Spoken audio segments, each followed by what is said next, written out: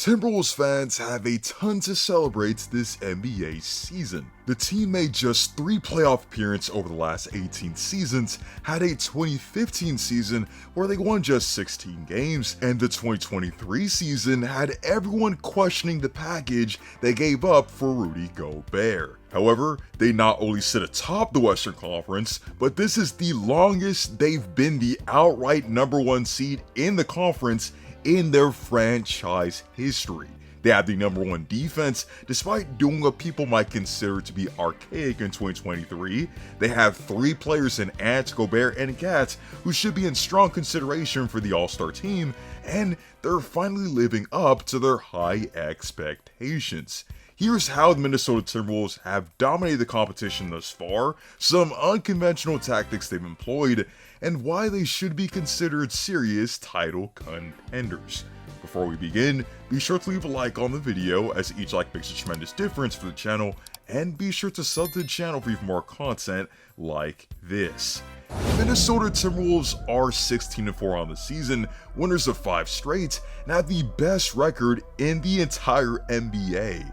Plus, this wasn't even on a cupcake schedule either, as they beat the defending champion Denver Nuggets, handed the Celtics their first loss of the season, recently beat the OKC Thunder, and are an insane 10-1 on the road. They've also been winning without prized wing Jaden McDaniels in the fold, with him being out for the last 7 games due to injury, and even though Anthony Edwards missed 2 of the last 3 games, the Timberwolves won both of the games in his absence. One reason they've been so special is actually the play of Anthony Edwards, a player I proclaimed would be no less than an All-NBA player heading into this year. Even though he broke a ton of rookie records, showed the world what he was made of in his playoff debut, and made the All-Star team at just 21 years of age, and somehow reached another level this season. He's averaging career highs across the board in points, assists, rebounds, field goal percentage, 3-point percentage, and even trips to the line and free throw percentage. He's shooting 71% in the restricted area, 46% from mid-range on 90 attempts on the season, and has gone toe-to-toe with the best in the league and prevailed. After a foul and altercation with Draymond in San Francisco, to Draymond Green, and proceeded to go on his own personal 6-0 run while hitting shots on 3 different Warriors to seal the game. Against an undefeated Boston team, despite having 5 fouls, Anthony Edwards dropped 8 points in overtime and outdueled Jason Tatum in one of the best performances of his NBA career. However, let's not overshadow the 3 big men that have helped the T-Wolves stay elite. Before the season, Karl-Anthony Towns actually challenged people who questioned whether he, Gobert, and Naz Reid could work well together.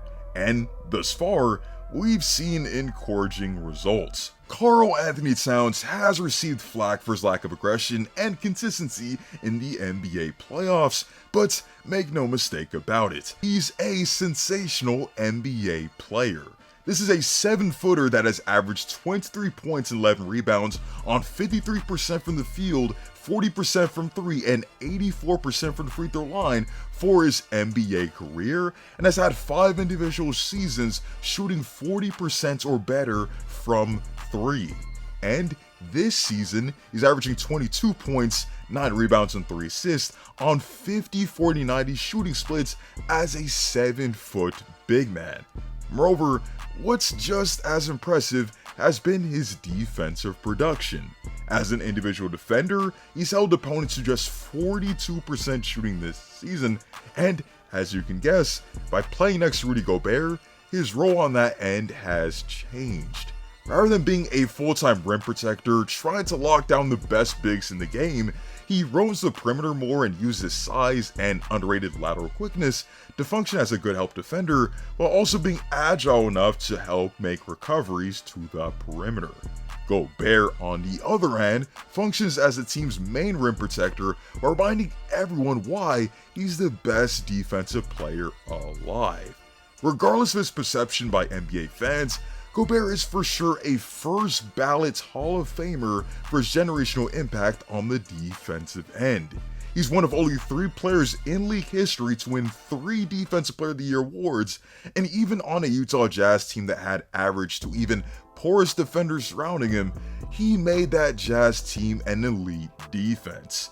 Matter of fact, in the 2021 season, the Jazz's defensive rating was 12.7 points worse with him off the floor in the regular season and 11.5 points worse in the playoffs. This season though, opponents are shooting just 41% when guarded by Gobert. He has an individual defensive rating of 101.6, which is the best since his last Defensive Player of the Year season, and if the season were to end today, he's definitely winning Defensive Player of the Year for anchoring the league's best defense. In my last T-Wolves video, I detailed why the T-Wolves got a huge bargain deal in bringing back Naz Reid. Again, people heavily criticize the T-Wolves for heavily investing in 3 bigs in the year 2023, but Naz Reid is an incredible offensive talent. He's an impactful player on both ends of the floor who can operate in the pick and roll, finishes well inside, has an underrated ability to put the ball on the floor and take defenders off the dribble, can stretch the floor, makes the right passes, and runs the floor exceptionally well. And on top of all this, he's shooting 50, 40, 90 as a big man and has one of the nastiest in and out dribbles I've ever seen. Towns and Gobert have not only worked well together this season, but the T-Wolves have actually found success running a 3-man Titan lineup of Cat, Gobert, and Reid. We've seen Cat and Gobert run pick and rolls with Cat as a ball handler, we've seen Cat thrive in his routine role of spacing the floor, and Naz Reid continues to do a little bit of everything. Against the Hornets, without Ant even playing, these 3 combined for their best performance as a trio, combining for 77 points, 24 rebounds, 7 assists, and 4 blocks on the night. As mentioned before, the T-Wolves are doing all of this without Jaden McDaniels even playing since November 22nd. He was another player that completely took off against the Celtics later in the game and is ultra valuable on both ends of the floor. With his length and IQ, he's one of the best perimeter defenders in the league, particularly due to his ability as a screen navigator, and he has great potential on the offensive end. When he gets back, he returns to the best team in the West record-wise and only makes things scarier for them on both ends of the floor. Overall, the Minnesota Timberwolves are legit and display the core traits of a title team. Do they have an All-NBA player and 1 or 2 All-Star teammates? Check. Do they have an elite defense? Check. Do they have good depth and ability to win on the road? Check. Practically the only thing they don't have at this point is deep playoff experience. But when you have the tools that they do, you're at least a conference finals team in my book.